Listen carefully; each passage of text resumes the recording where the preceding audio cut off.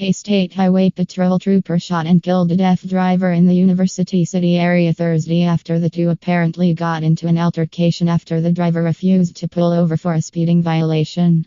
The State Bureau of Investigation on Friday identified the man who was shot as Daniel Kevin Harris and the trooper as Jermaine Saunders. Investigators said the incident began at 6:14 p.m. when the trooper tried to stop a Volvo for speeding on Interstate 485 near the North Tryon Street exit. The driver refused to stop, and after a brief pursuit, the driver traveled onto Rocky River Road, exiting into a neighborhood at Seven Oaks Drive, officials said. While on Seven Oaks Drive, the driver exited his vehicle and an encounter took place between the driver and the trooper, causing a shot to be fired, according to a statement from the State Highway Patrol. The driver died at the scene, officials said. Family members said Harris, 28, lived on Seven Oaks Drive.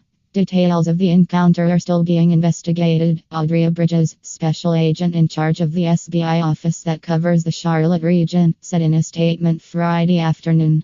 The SBI is in charge of the investigation.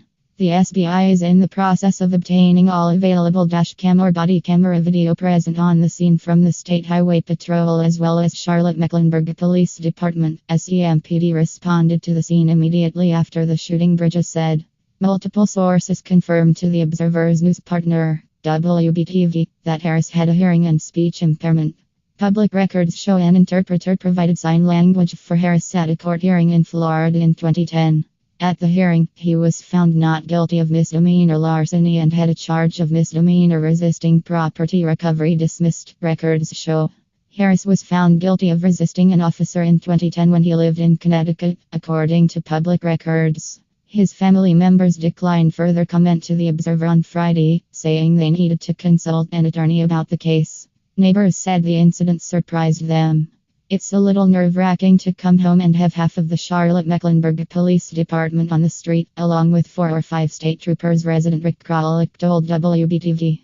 The highway patrol car came down across here, neighbor Mark Beringer told the station. He was kind of smoking real bad, and then he stopped over here, and then a few minutes later, I heard a gunshot. I saw a body on the street, and it looked like he was dead.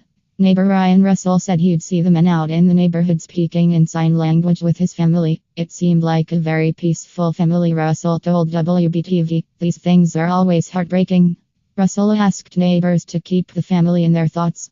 I'm already working on trying to get people to reach out to this family, because no matter what this guy did, the family is hurting because they lost one of their loved ones, Russell told WBTV. Neighbor Pat Johnson, who lives just around the corner from where the shooting happened, echoed those thoughts. I asked everybody to keep them in prayer, Johnson told WBTV, not just for them, but for the entire community, because it's a rough time for them.